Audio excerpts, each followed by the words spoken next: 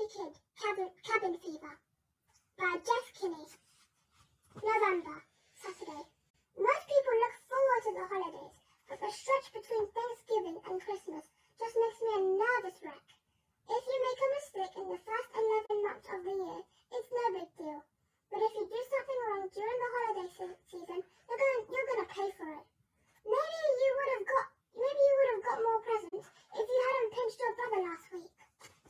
It's too much pressure to be on your best behavior for a whole month.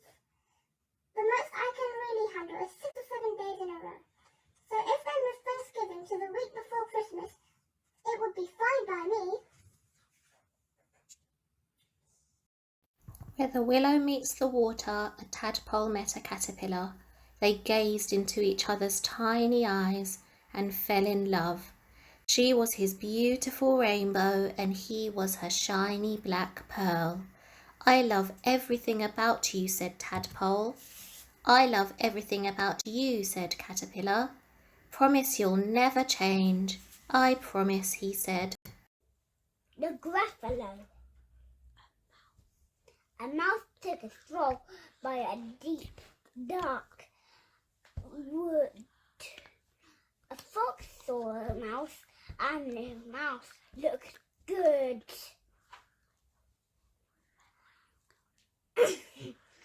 Where are you going, little mouse?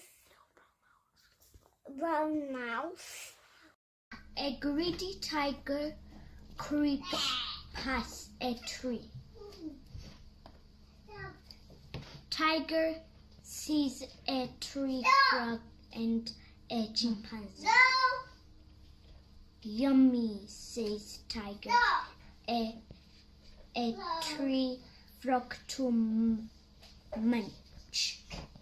Yummy, says Tiger. A chimpanzee to crunch. We need to trick Tiger.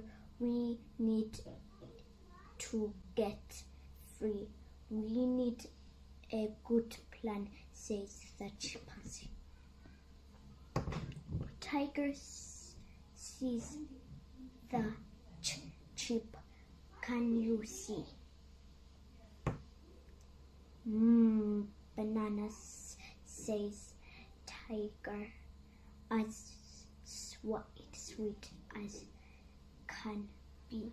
I will let you through if you pick them for me. Off ran the tree frog and the chimpanzee, and dropped sweet banana from the tree. Off. Chocolate Mousse for Greedy Goose by Julia Donaldson and Nick Sherritt. Chocolate Mousse for Greedy Goose. Where's the meal? Asked Hungry Seal. It's coming now, says Busy Cow. What can I smell? Asks Shy Gazelle. Macaroni, says Shetland Pony. Too hot for me, says Chimpanzee. Blow on it then, says Mother Hen. Carrots, yuck, says Fussy Duck. They're good for you, says Kangaroo. Chocolate Mousse, says Greedy Goose. Don't just grab it, says Angry Rabbit.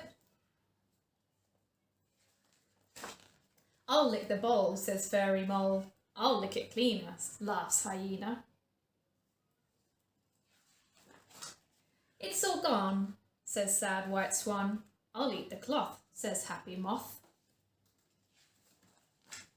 Let's wash up, says Helpful Pup. But Lazy Sheep says, no, let's sleep. And that's the end.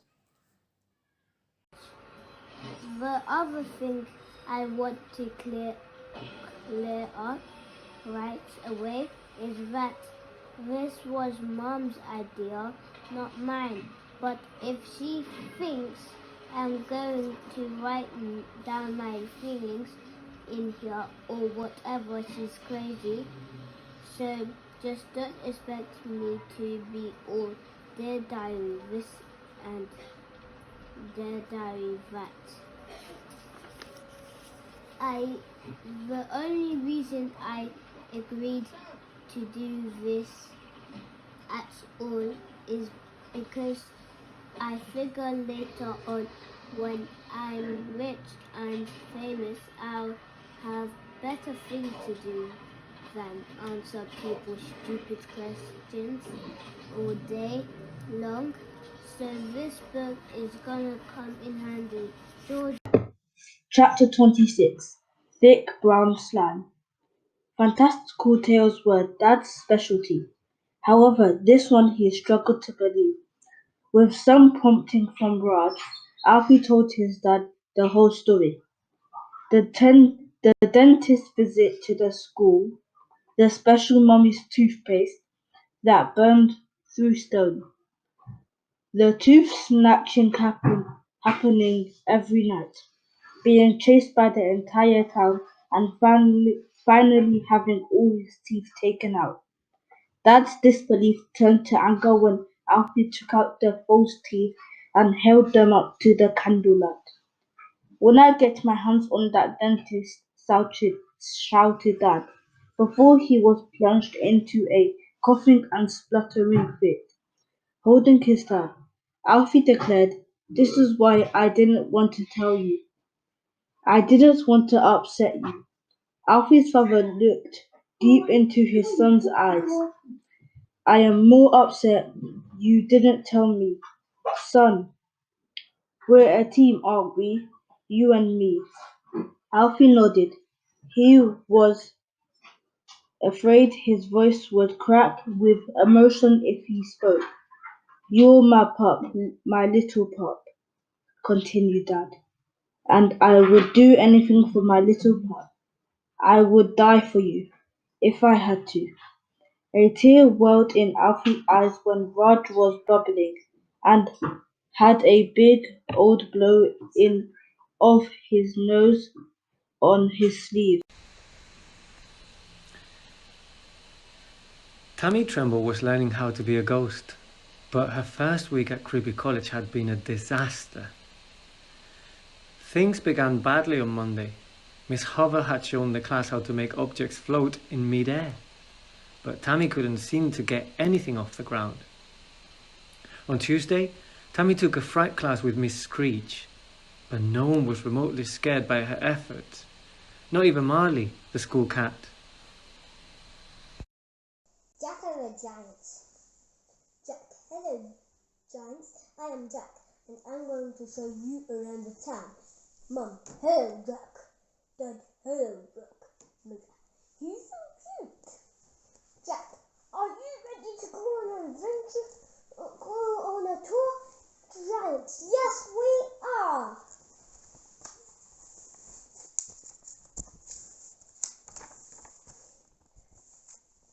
Jack, please not be sure to tread on me. Did you hear that, Mitch? Mitch? Yes. Jack, off we go then, Giants. Follow me, please. Dad, what a cute little village. Jack, it's not a village, it's a huge town. Mom, look at that cute little robin. It's not a robin, it's a river.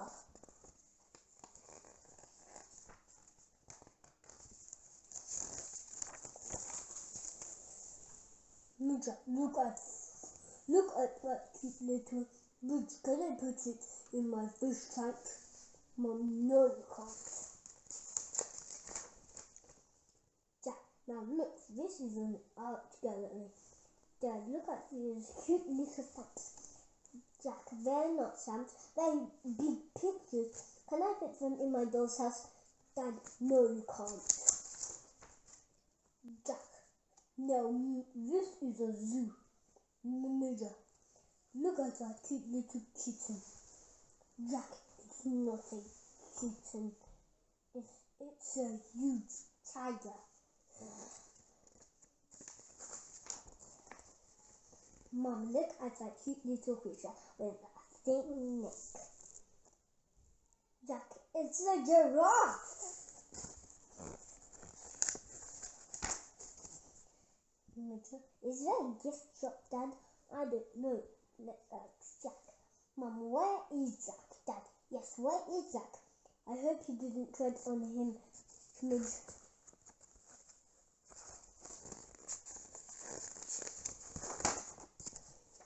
Jack, let me out! Let me out! I can hear your cute little voice.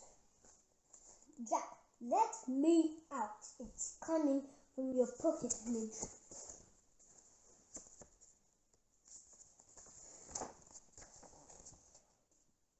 Jack, put me down. Yes, put him down, Midge. Midge, but I want to take him back and put him in my doll's house, Mum, where you can't. Jack, the tour is over. The end. Take your mark. Go. The girls and boys rest over the soft sand and down the beach. Sophie put on her slippers, grabbed her board, strapped it on her wrist, and rushed into the wave first.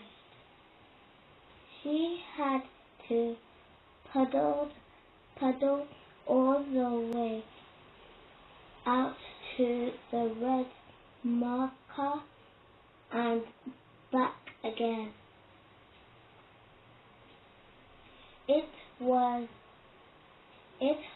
Carnival Day as Circle Beach Surf Club, Sophie and the other children were junior, and the Surf Club the senior. Lifesavers called them the Little Nippers.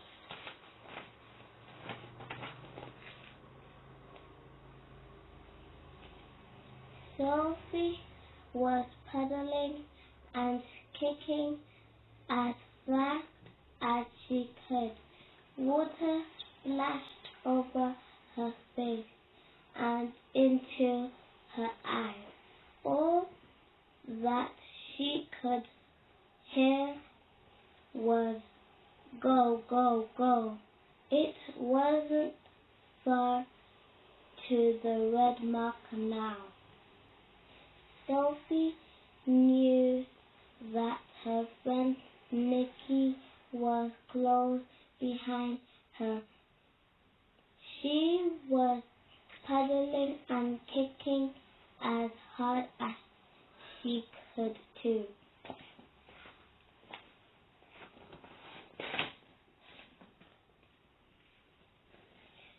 Keep going, yelled the senior.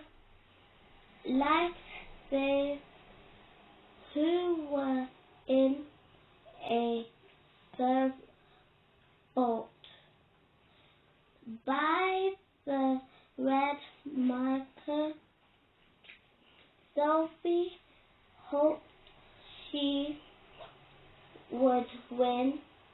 It was the last race of the day, and Gran and Granddad had come to the carnival to watch her.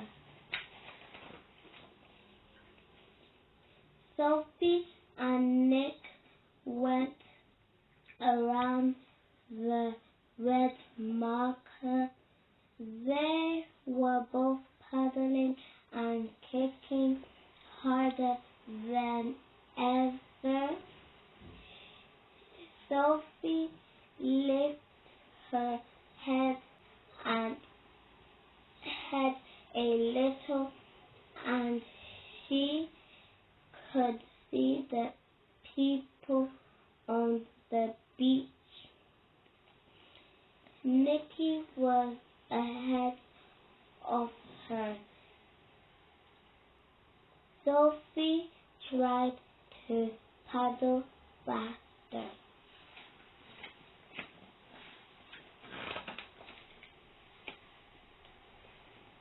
Just then a great big wave hit Sophie from behind. She began to course and splatter. The water rushed over her, and she couldn't get her breath. She was tipped off her board, and it was swept out of reach. Now Sophie had nothing to hold on to, and she was in deep water. She tried not to panic as she went down. Sophie struggled to the surface, and she grabbed for air. Then she remembered what she had been told to do. She lifted one hand as high as she could, and she grabbed her board. The senior lifesaver saw her hand above the water and rushed to her rescue.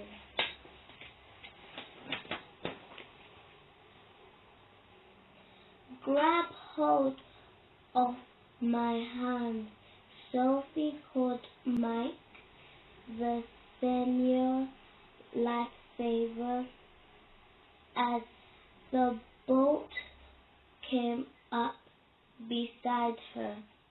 Joe, one of the other lifesavers, jumped over the side of the boat to help her. Sophie held on to Mike's hand till as he pulled her into the boat. She was very disappointed that she had not been able to finish the race. Never mind, said Mike. You didn't panic. You remembered what to do when you were in trouble.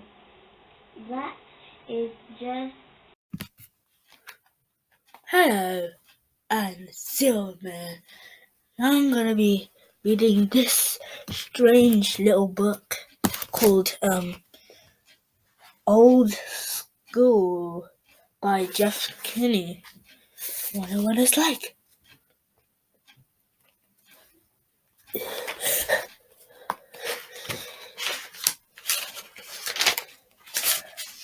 To Dad, grown-ups are always talking about the good old days and how things are so much better when they were kids. But I think Dad's jealous of my generation. Has all these nice technology and stuff. They didn't have growing up. Believe me, I'm sure when I have kids of my own, I'm gonna be the same way my parents are now. When I was your age, we used our legs to get around. Yeah, whatever, Pops. Yeah.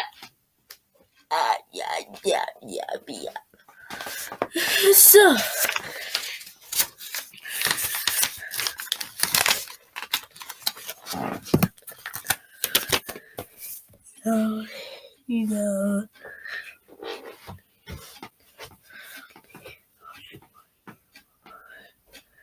Mom is always saying when she was younger, it was great because everyone in town, everyone knew everybody else, and it was just like one big old family.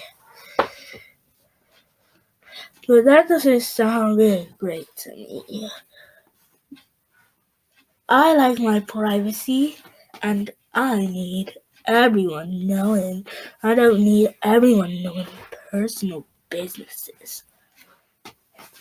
Hey, neighbor! Mom saying problem with society these days is everyone's got to their nose in a screen. Nobody takes the time to get to know people who live around them. I don't really see eye to eye with Mom on that issue though. Personally, I like separation.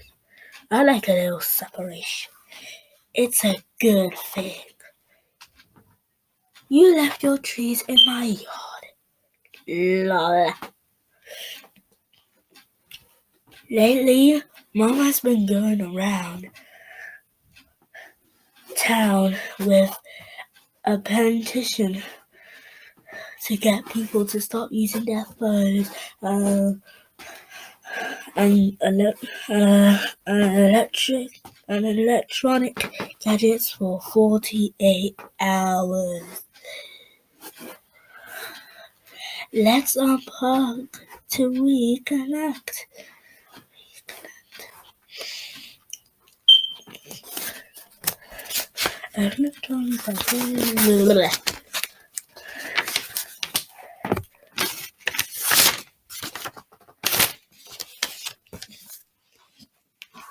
Mom needs 100 signers.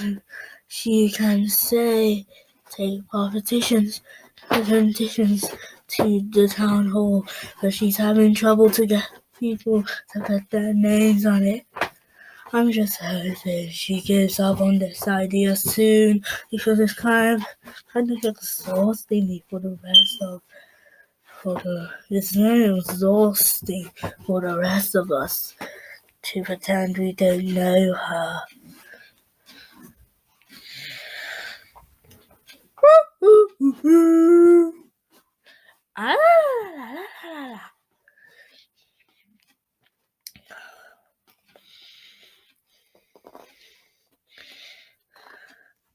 I don't really understand why moms think we have to go backwards. Anyways, from what I can tell, the old days wasn't that much fun. If you think about it, you never see anyone smiling in those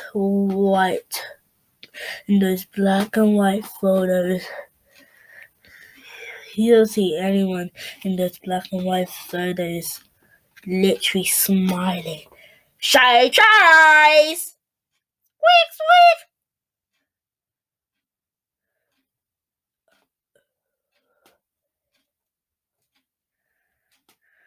In the old days, people were just a whole lot tougher than they were today.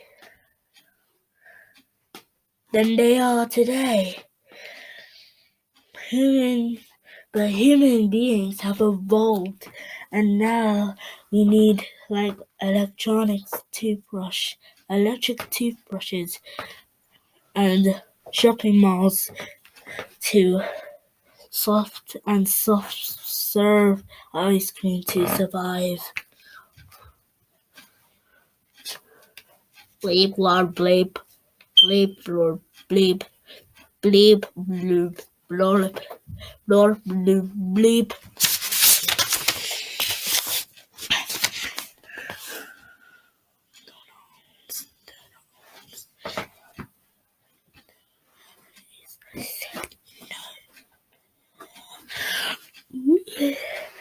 I bet our ancestors will be pretty disappointed with the way we turned out.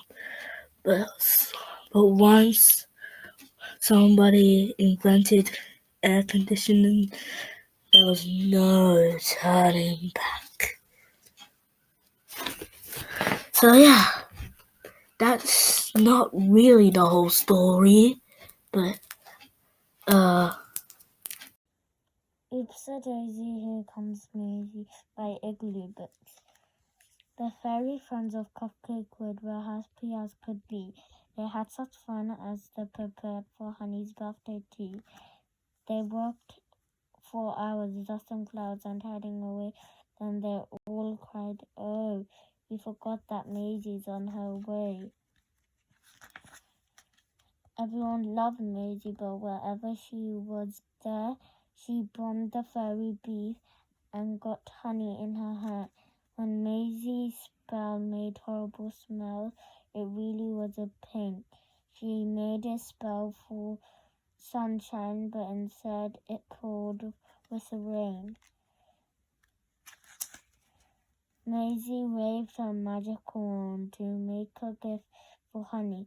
The spell went wrong. She made a mess and no one found it funny. Then Maisie flew into the woods. "I won't use spell," she said. "I tried to make my best to use skills to make a gift instead." Soon everything was ready for the birthday party fun. When Maisie zoomed in, asking, "Has the tea party begun?" The birthday gift for Honey slipped and landed with a splat. "Oops-a-daisy," cried Maisie. "How on earth did I do that?" Cake splattered on the food, on sandwiches and sweets. "Eh, no," cried Maisie sadly. "Look, I've spoiled the birthday treat." Poor Maisie felt so bad because she ruined Honey's day. "I'm sorry, everyone," she cried, quickly flew away. "Oh, please don't go," cried Honey as she whipped away a tear. "I want you at my birthday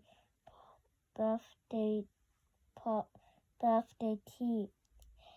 But Maisie didn't hear. The fairies mopped up all the mess and Honey dried her eyes. She unwrapped Maisie's birthday gift and had a big surprise. Inside there was a pretty dress of gold and silver flowers. "Maisie made this," Honey said.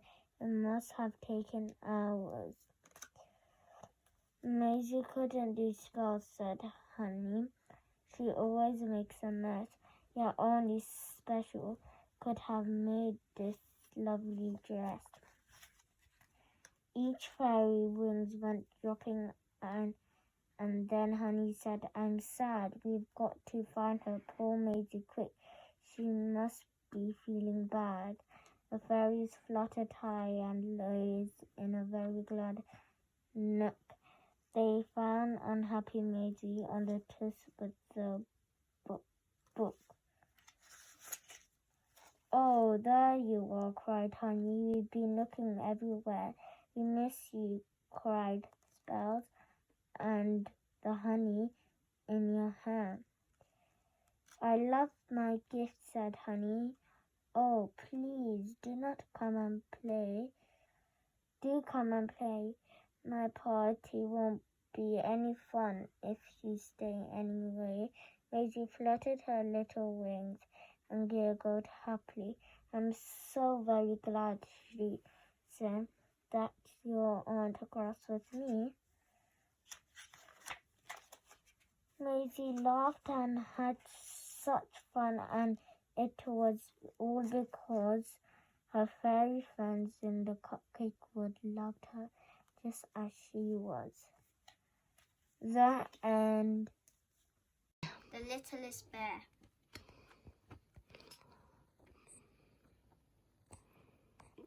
The littlest bear had a soft, white, furry, and smudgy black nose, and he loved to play in the snow. Don't go too far, said his mother. You're so little that the wild white wolf might catch you. I'm not scared of the wild white wolf, laughed the littlest bear. You should be, said the mother bear. He has huge eyes like the sun, and his teeth are as shaped as ice. Oh, said the littlest bear, and he hid next to his mother. Every day the littlest bear chased snowflakes and splashed in the water, but he was careful not to go too far. I wish I had someone to play with, he sighed. Look out over the cold white land. When the day was over, the littlest bear smuggled next to his mother. The stars shone and the wind howled over the ice. As he was falling asleep, the littlest bear thought about the wild white wolf's yellow eyes and sharp teeth, and he was glad that his mother was near.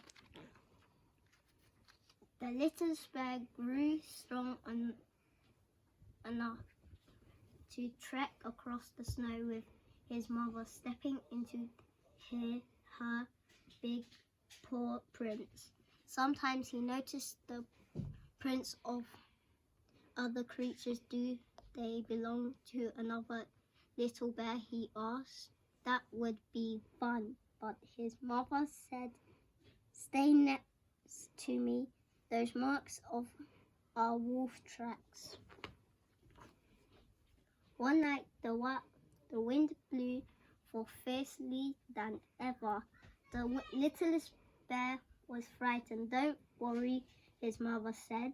Go to sleep, little one, and she closed her eyes. The littlest bear closed his eyes too. He laid on his front. He laid on his back. He covered his ears with his paws. But even through the littlest bear's tired, he could not go to sleep. All night long, the wind sang and the stars blazed. The littlest bear saw strange and beautiful lights dancing across the sky like a giant bear. He forgot all about beginning frightened. He forgot about everything. Slowly he walked away from his sleeping mother and gazed up at the sky. Oh, said the littlest bear, it's all so big. But when the lights faded and the sky grew dark again, the littlest bear remembered that he shouldn't have gone so far. The wind whipped over the snow and a voice floated on the wind. It was a voice like a howling wolf. Oh dear, oh help, cried the littlest bear, and he tried to run back to his mother. But as he ran, he slipped on ice and fell roly-poly down a snow hill and into the littlest wolf, who was crying in the middle of the cold white land because he was lost. Oh, help, cried the littlest wolf. You are wild white bear. My mother said you would catch me if I went too far. But you're a wild white wolf, cried the littlest bear. My mother said you would catch me, and they both hid in the deep soft snow and waited to be caught. They waited and waited, but nothing happened, so they stopped hiding. You haven't got huge eyes like the sun, said the littlest bear, and you haven't got enormous paws like the moon, said the littlest wolf. The littlest bear and the littlest wolf looked at each other and laughed. Did you see the lights? They asked eagerly.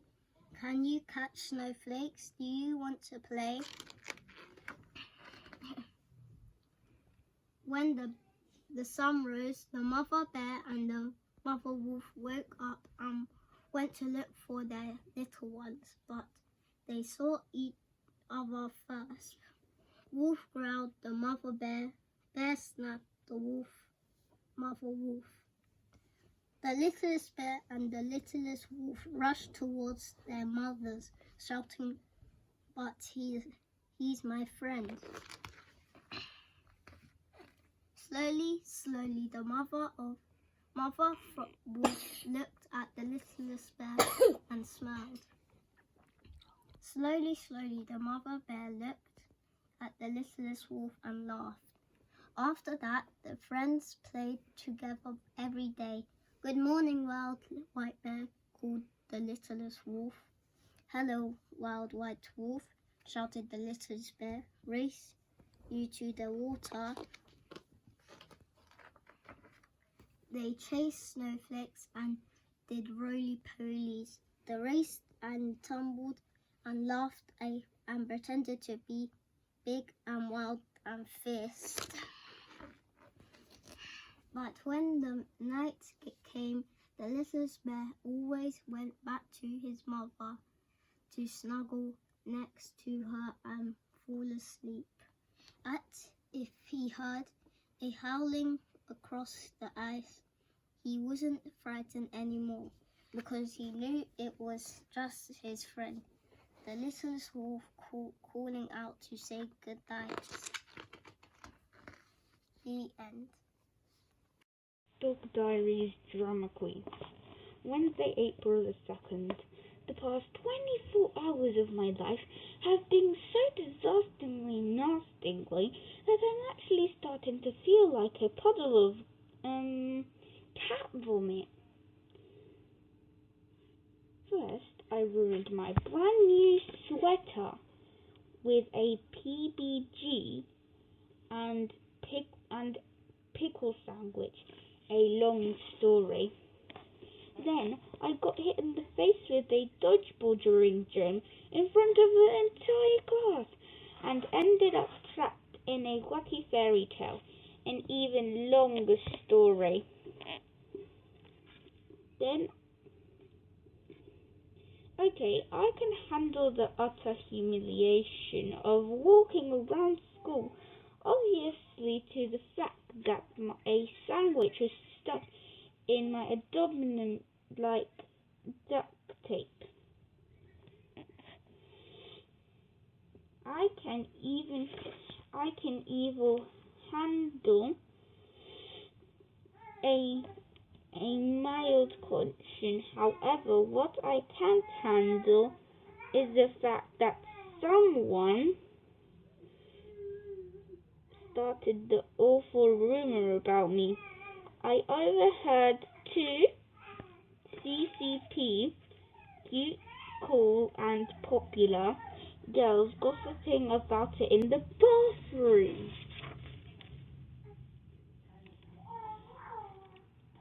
Rumor has, of course, I totally freaked when I heard it. Not only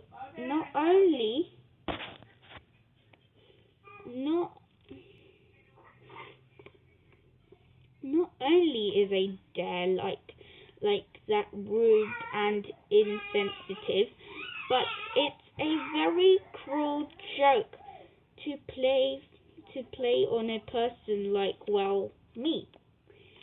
I was sure the whole thing was a big fat lie. Sorry, but everyone knows queasy cheesy pizzas are just nasty. Had it been a dare for a yummy crazy burger, I'd totally believe it. Hey, I'll be the first to admit the rumor could have been a lot worse. But still, I just wish someone would stay out of this personal business. And by someone, I mean my mortal enemy, Mackenzie Hollister. I didn't know why that girl hates my guts. It wasn't my fault Principal Winston gave her a 3-day detention for unsportsmanlike behavior, for slamming me in the face with that dodgeball. I'm really lucky I'm not in coma right now, or undergoing life-threatening surgery. She's going to die unless we do an emergency reverse dodgeball fence and slam, said the doctor.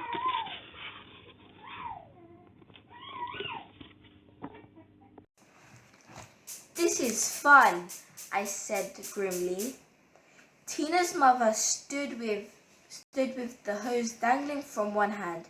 Oh dear, she murmured. That didn't quite work out as I expected. Maybe the water was a bit cold.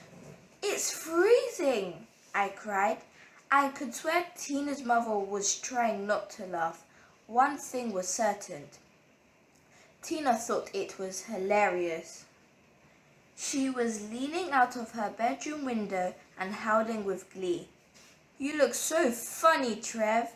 Thank you. You're such a gong. Thank you, I repeated even more coldly. Tina's mother threw me a towel. Dry yourself off, and then do the dog.